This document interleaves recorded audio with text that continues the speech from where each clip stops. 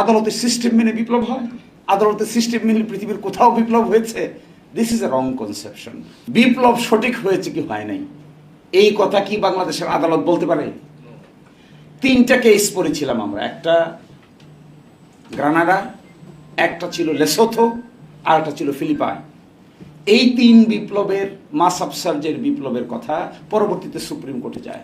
Supreme court বলে দিয়েছিলেন, এই 3 রায়ের বলে দিয়েছে সুপ্রিম কোর্ট যে না, আমরা এটার বিচারক হইতে পারবো না।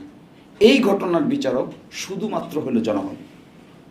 আমরা বিচারকরা এসি রুমে বসে এখানে কলম কাগজ নিয়ে বাংলাদেশের বিপ্লব সঠিক হয়েছে না বেঠিক হয়েছে এই সিদ্ধান্ত আমরা দিতে পারবো না, কারণ আমরা নিজেরাই তো পলাই গেছিলাম।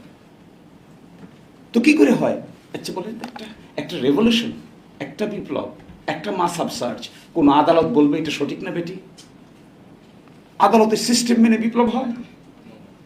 আদালতের সিস্টেম মেনে পৃথিবীর কোথাও বিপ্লব হয়েছে? This is a wrong conception.